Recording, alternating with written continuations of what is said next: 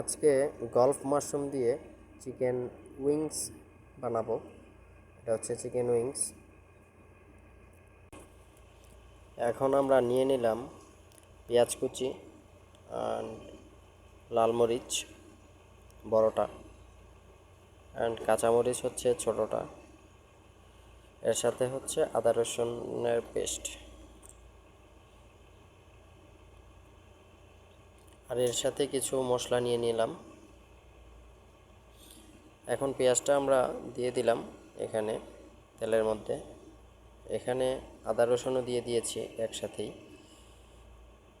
এখন কিছু পানি দিয়ে মশলাটা আমরা দিয়ে দিব। কেন পানিটা দেওয়ার কারণটা হচ্ছে মশলাটা না হয় পুড়ে যেতে পারে, এর জন্য এটা দিয়ে দিলাম।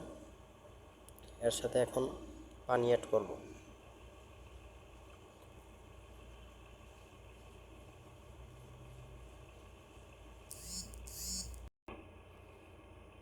এখন মশলাটা একটু ভালো করে একটু কষিয়ে নিব, যাতে একসাথে ভালো করে মিক্স হয়ে যায়।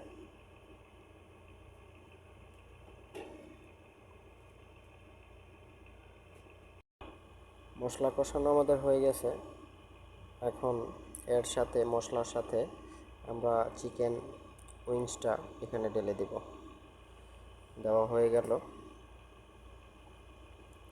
এখন একটু নেড়ে নিব, নেড়ে তারপর আবার ঢেকে দিব। আমাদের চিকেন উইংসটাও কষানো হয়ে গেছে।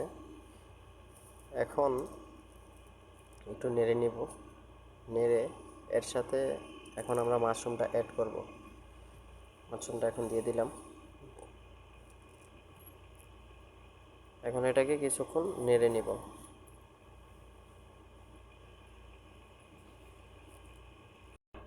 আর মাশরুম কিন্তু খুব দ্রুত সিদ্ধ হয়ে যায়, তো এর জন্য আমরা লাস্টেই দিয়ে দিলাম। যখন মুরগির মাংসটা কষানো হয় তারপরে আপনার মাশরুমটা দিয়ে দিবেন। এখন এর সাথে আমরা যে রেড চিলিগুলো আছে ওইগুলোও কি আমরা এখন এড করে দেব। রেড চিলি আর হচ্ছে গ্রিন চিলি, এই দুটোটাই অ্যাড করে দিব। অ্যাড করে দিয়ে একটু নেড়ে নিব। এখন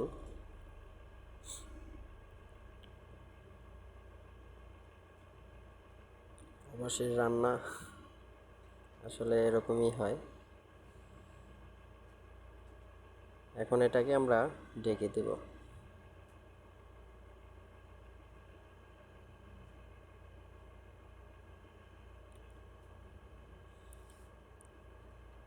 আমাদের রান্না অলরেডি শেষ। কেন মাশরুম আর চিকেন উইংস দুটো একসাথে হয়ে গেছে। দেখুন কি সুন্দর কালার একটা হয়েছে। অবশ্য একটু ঝোল ঝোল রাখলে খুব ভালো লাগে, এভাবেও ভালো লাগবে। আপনারা পানি অল্প দিবেন, অল্প ব্যবহার করলে সুন্দর হবে জিনিসটা, আর খেতেও ভালো লাগবে। অবশ্যই আপনারাও ট্রাই করবেন, খেয়ে দেখবেন কেমন লাগে। আসলে এটাও একটা আনকমন রেসিপি, বাট শর্টকাটের মধ্যে খুব দ্রুত হয়ে যায়। Chicken wings and mushroom. Okay, bye bye, আল্লাহ হাফেজ।